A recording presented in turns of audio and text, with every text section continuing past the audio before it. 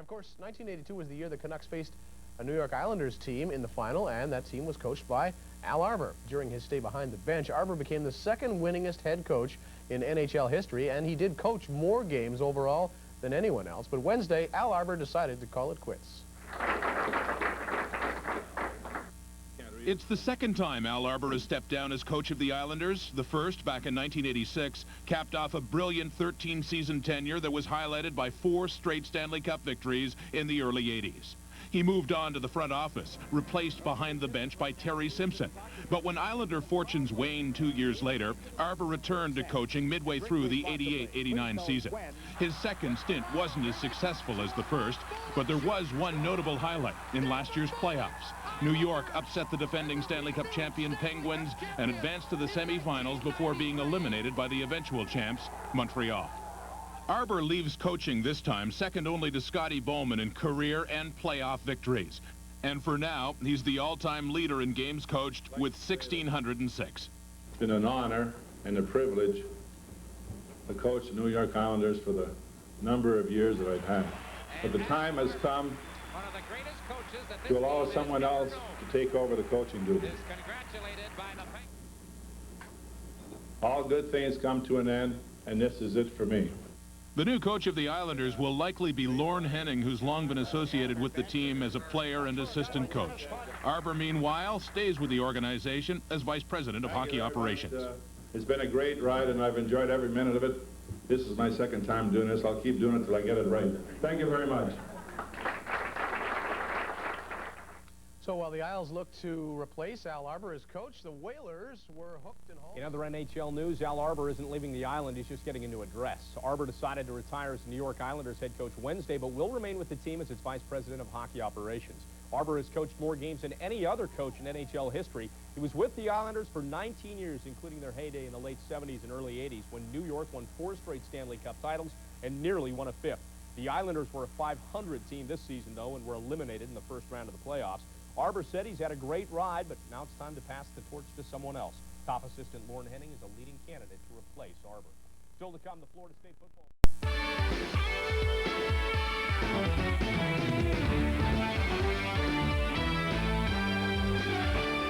This is TSN Inside Sport. For one coach, a graceful exit. For one general manager, a reminder of how fickle life in the NHL can be.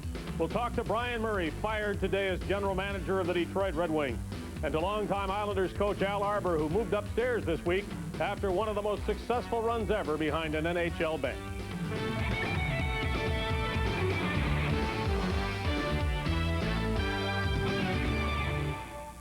Welcome to TSN Inside Sports. I'm Dave Hodge, back at home on this travel day after the first 2 games of the Stanley Cup Final, and soon to be on the road again as we rejoin the series in Vancouver to start next week.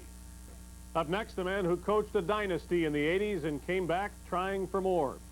We'll talk to former Islanders head coach Al Arbour, who retired from coaching on Wednesday to take up a new role in management.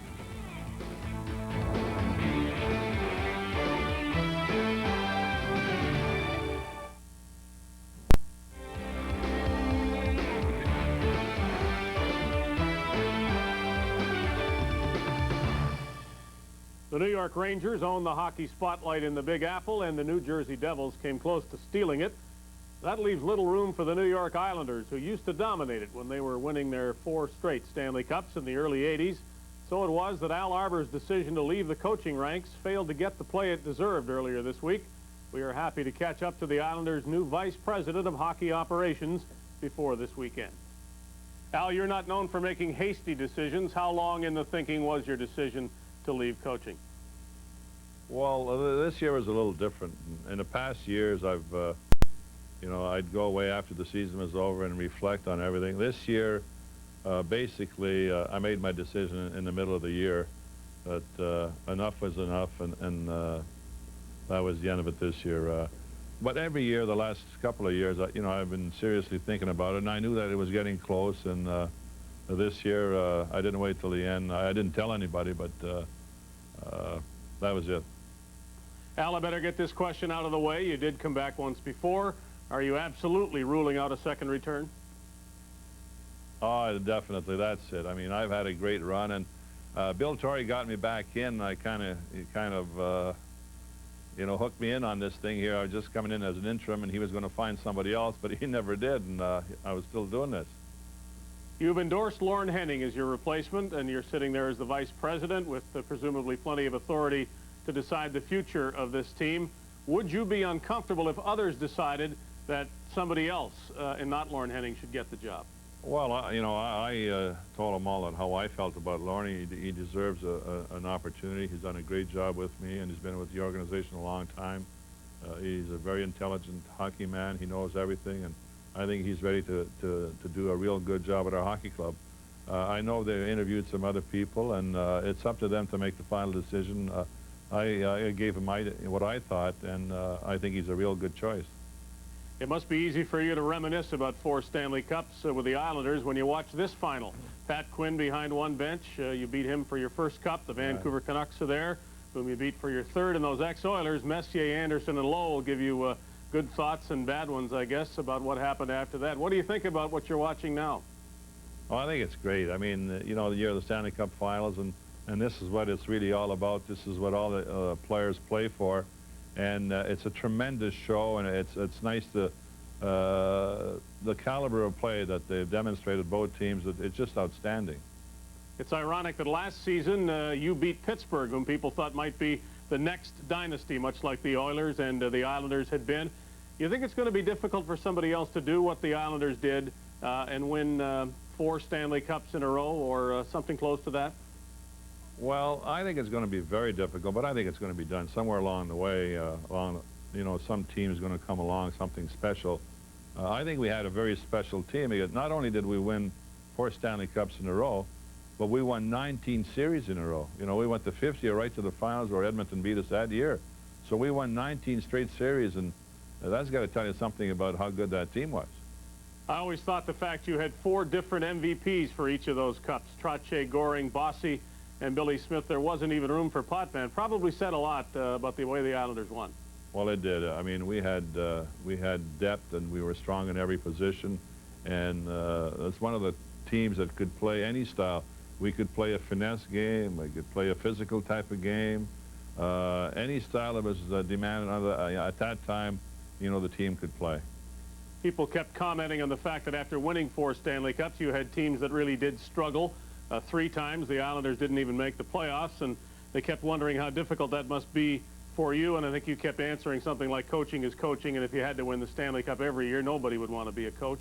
Looking back on it, how difficult was it to go from the top for so long to close to the bottom, and then to try to get back up again to where you could win another Stanley Cup? Well, it's very difficult, but you know, the competition is the important thing. Everybody is striving to be the best, and it's impossible for the team to win it every year. But competing against other people, against other teams, against individuals, that's what makes it exciting, and that's what kept me going, and working with the young players and trying to see them improving as individuals and as men. But the competition amongst the teams and the individuals, and you know, that's what really keeps you going, and that's what I really enjoyed. Your legacy will be that your first game as Islanders coach was in 1973, and your last game was more than 20 years after that. And that's an amazing feat. I don't know if it should be. Maybe more coaches should be able to last, but do you regard that as a major accomplishment? Well, I don't know if it's a major accomplishment, but like I say, I've been very fortunate to have been surrounded with good people, and I've been blessed with had so many great hockey players to play for me. Al, this is something I should say, and you should nod your head, I guess, but your announcement of the other day deserved more of the spotlight than it could ever get in the middle of the Stanley Cup final in New York. So now let's say congratulations to you, and good luck to you and the Islanders in the future. Thank you very much, Dave. The Facts of the Week comes next on TSN Inside Sports.